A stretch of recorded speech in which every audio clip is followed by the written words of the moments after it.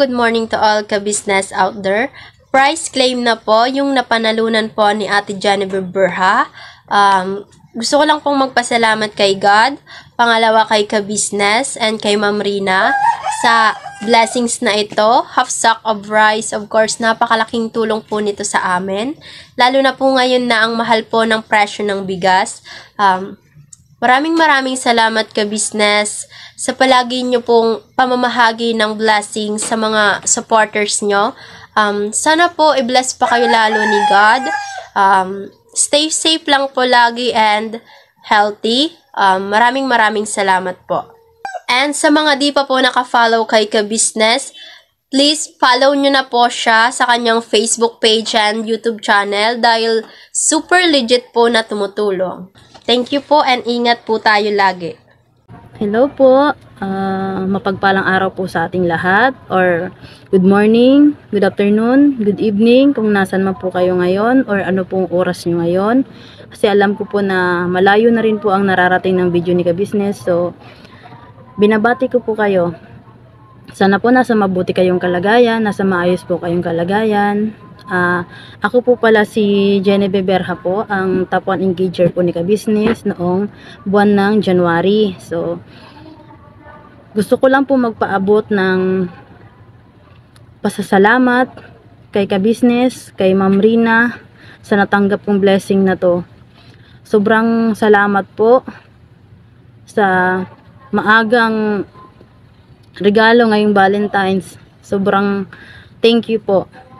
Napakasaya ko po na nakareceive ako ng ganito kasi po malaking tulong po ito para sa mga kapatid ko sa Bicol, kasi po doon ko po pinabagsak yung napanulunan kong bigas sa mga kapatid ko po sa Bicol. Kasi po sa hindi po nakakakilala sa amin, 7 po kaming magkakapatid and wala na po kaming papa. So simula po noon, kaming nakakatanda magkapatid, tinaguyod na po namin yung mga kapatid naming sumunod, lalo na po yung pag-aaral nila. So ito pong bigas na napanulunan ko is napakalaking tulong po nito sa amin, sa mga kapatid ko.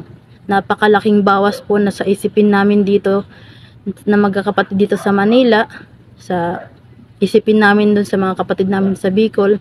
Napakalaking tulong ng bigas na yon, kasi yung ipambibili na namin ng bigas is may pambabayad na po namin sa bayarin sa school ng kapatid yung isa, kasi po graduating po siya ngayon. Kaya ka-business, Ma'am Rina, sobrang thank you sa binigay niyong blessing. Salamat sa napanalunan kong bigas. Salamat po sa napakagandang naisip niyong programang ito. Marami po kayong napapasaya, marami kayong natutulungan. Isa na po ako doon. Sobrang thank you po. Sana po pagpalain pa po kayo ng Panginoon. I-bless pa po lalo yung negosyo nyo. Gabayan po kayo ni Lord sa mga desisyon na gagawin nyo pa sa mga susunod na buwan, susunod na taon. Patnubayan po si ka-business sa bawat biyahe niya, sa bawat biyahe nyo. Maraming salamat po. And sa mga gusto pong maging katulad ko na top 1 engager, engagement is the key. Alam ko pong hindi lang po ako yung nagsabi nito. Yun po talaga kasi ang dapat natin gawin. Engagement is the key. Patuloy lang po tayong mag-support, manood ng mga video ni ka-business. And kung sakali man po na hindi natin agad makuha sa isang buwan lang yung pagiging top, wag po tayong mawala ng pag-asa. Tuloy-tuloy lang po tayo. Kasi po ako, hindi ko naman po nakuha agad eh. Nagsimula po ako na naging top 8, na naging top 4, top 3, and sinipaagan ko po at ito na po, top 1. So sa mga hindi po pinapalad agad, tuloy-tuloy lang po tayo sa pag-support kay ka-business. Wag po tayo magsawa or mapagod na manood ng mga video niya. Tuloy-tuloy lang po. Tuloy lang po yung pag-engage. Wag po tayong tumigil porket hindi po natin nakuha sa isang buwan. Kasi po, wala naman po nakukuha agad-agad. Kailangan po natin pagsikapan at pagtrabahuhan. So sa isang video nga po ni ka-business na naging motivation ko talaga yun eh. Yung sa video ni ka-business noong September 5, 2023 na sabi niya, ang buhay ay parang kalsada. Maraming lubak, maraming pagdadaanan na lubak-lubak, pero tuloy lang ang pangarap, tuloy lang ang laban. And pag nalampasan mo yung lubak na yon, pag dinire-diretso mo yon, masasabi mo sa huli na nagwagi ka. So yun yung naging motivation ko. Yung lubak na yun na sinasabi ni ka-business is yung mga struggle, yung mga reason na para panghinaan ka ng loob, para tumigil ka, para mag-stop ka kung ano yung mga gusto mong gawin. So inisip ko, ito yung sinasabi ni ka-business, hindi basta-basta na makukuha mo agad yung gusto mo. So, kung titingnan nyo po sa mga video ni ka-business, nagsimula sila sa maliit. Maraming rason para tumigil, maraming naging problema, lalo na yung pandemic na yun, isa yun sa mga rason na kung tutusin, panghihinaan ka ng loob, si ka-business, lalo si ka-business, panghihinaan ka ng loob. Pero nakita ko mismo na lalo pa niyang sinipagan, lalo pa niyang pinagtiyagaan, pinagtrabahuhan. And ngayon, nakikita po natin yung result na yung tagumpay nila, yung mga blessing nila na natatanggap ngayon. So, isa yun sa naging motivation ko na, so hindi ako dapat tumigil porket naging top 8 lang ako, so stop na, ayoko na. So, hindi ganun kasi si ka-business nga, dire-diretso lang. Kasi may pangarap siya, may gusto siya. So, ako, sabi ko, gusto ko rin ng bigas. Gusto ko ma-achieve din yon. Gusto ko rin na makakuha nun. Kasi simula nung mapanood ko si Mami Dors, Ate Francie, sabi ko, wow, legit to. Legit pala yung bigas ni ka-business. So, parang goal ko rin. Sabi ko, gusto ko rin itong ma-achieve. Gusto ko rin ma-achieve yung na-achieve nila. So, ginawa ko din. Pero hindi ko agad yung nakuha sa isang buwan lang na ginusto ko lang. So, tinuloy-tuloy ko. Nung nag-top 8 ako, hindi ako pinanghinaan ng loob, tinuloy ko lang. Sipag pa rin. Hindi ko malapit na to sa katotohanan. So, nung sinusubukan ko na siyang i-reach yung maging top 1, ang daming mga reason na umistop ka, wag na muna.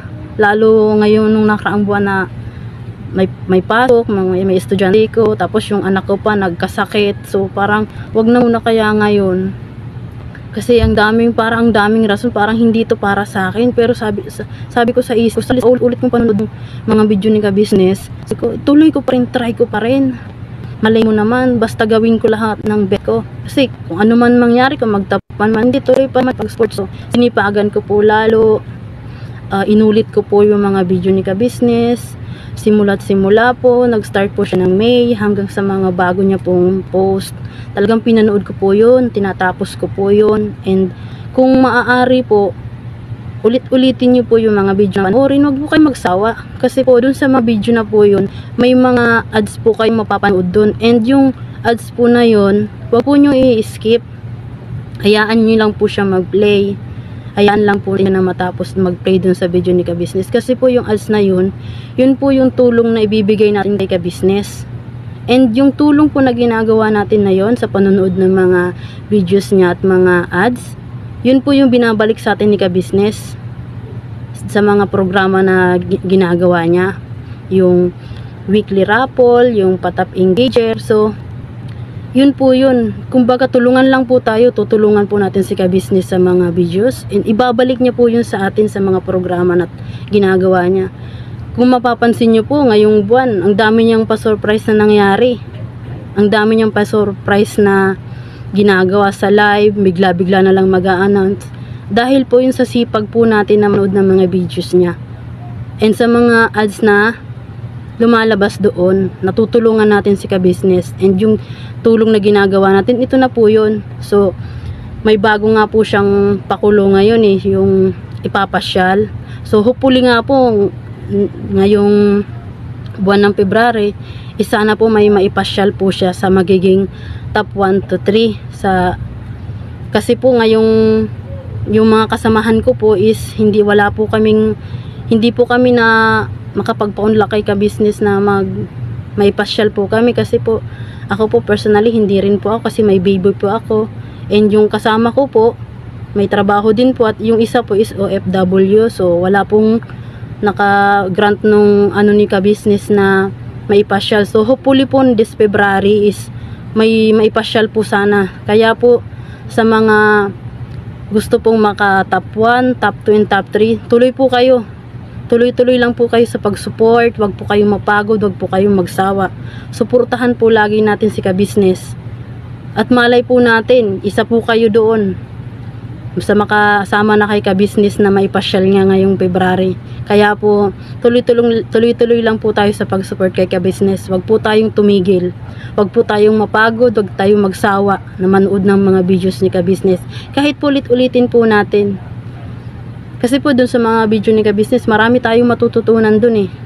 Makikita po natin dun yung mga achievement ni Ka-Business. Makikita po natin yung mga video na po na yun. Hindi po para ipagyabang, kundi po maging inspiration po sa atin na magsikap, na abutin yung mga pangarap natin. Yung mga video po ni Ka-Business na yun. Kaya sa mga supporters, followers, wag po kayong magsawa. Tuloy-tuloy lang po tayo sa pag-support. And gusto ko lang din po magpasalamat sa mga walang sawang sumusuporta kay Ka-Business, sa mga kapwa niya content creator na nagbibigay po ng sponsor. Manay Evangeline Juanilla Sorellano, Team Langgam 2024, Madam Dania Sanderman, Balikbayan Box, Ma'am Rigaspi Buena Marilu, Mary's Vlog, sa mga star senders din po, maraming salamat po sa patuloy niyong pag-support kay Ka-Business. Sana po wag po tayong matumigil, suportahan si Ka-Business. And sa mga supporters po, tuloy lang po tayo sa mga pag-engage, sa mga hindi pa po nakapasok sa top 10. Tuloy lang po para po makapasok. And yung mga nakapasok na po sa top 10 is tuloy-tuloy na po. Malay po natin, kayo na po yung maging top 1, top 2, top 3 ngayong buwan na to. Gusto ko rin pong magpasalamat sa team ko, Team Layog-Layog, Ate Manilyn, Ate Francie, maraming salamat sa pagpapalakas ng loob ko, sa laging pagpapaalala na engage na, gawin mo na. So salamat po, maraming salamat po sa lahat po. Maraming salamat po Ka-Business, Ma'am Rina, maraming salamat. Pagpalain po kayo lagi ng Panginoon, at sana po i-bless pa po kayo lagi, i-bless pa po kayo ngayong taon. More blessing po ngayong 2024. Maraming salamat po. Yun lang po. Thank you. So ayan mga Ka-Business, yung ating top engager, Genevieve Berha, top 1. So napansin ko doon yung sinabi ko doon sa may kalsada. Naalala niyo pa pala yun. Grabe, nakatatak sa isip nyo na babanggitin ko na din po sa inyo mga Ka-Business, no? Kapag may pangarap pa, parang may kalsada din po yan mga Ka-Business. Pupuntahan mo yung malayong lugar, tapos sa kalsada, hindi naman straight yan. Hindi naman yan na maganda. Hindi naman simentado lahat yan. Merong maputik, may lubak-lubak, meron ding hindi maganda, merong basta hindi ka ganun kabilis ka mapunta dun sa lugar na yun kasi nga sa struggle po sa daan. Kasi di mo alam yung daan. Ganun din po sa buhay mga Ka-Business. Yung tagumpay na gusto mong makamit, yung gusto mo na bilhin, gusto mong sa buhay, kung anong gusto mong marating, paghirapan po talaga. Wala pong madali. Lalo po sa trabaho, wala din po madaling trabaho. Kailangan paghirapan mo, gigising ka ng maaga, magpupuyat ka, magpapagod ka. Ganun po yan mga Ka-Business ko. So ganun din po nangyayari sa ating top engager. Siyempre, hindi niya rin po ito makukuha kung hindi niya sinipagan mag-engage sa atin mga Ka-Business. Bakit ko po ba ito ginagawang programa mga Ka-Business? Para po makatulong po talaga. Itong programa ito, ginagawa ko po ito. Namimigay po kami ng 25 kilos na bigas ng aking asawa. Dahil nga po, tumutulong po siya sa aming programa, manonood ng mga videos, siyempre papasok po yung mga commercial, yung ads po doon, yun po yung binabalik din po namin sa inyo. Kaya congratulations sa iyo, napakaganda ng iyong mensahe, at siyempre na-receive na po nila mismo sa Bicol po niya pinadala, kasi nandito siya sa Manila. Ang yung kapatid niya po ang nag-receive doon sa Bicol. So congratulations sa iyo, Genevieve Berha, at sa lahat po na nagtataka bakit po may nananalo. So kung napapanood niyo po ito, sana napanood niyo po lahat. Huwag niyo pong i-forward, huwag niyo pong i-backward, diretso lang para mapakinggan niyo po lahat ng kanilang mga mensahe.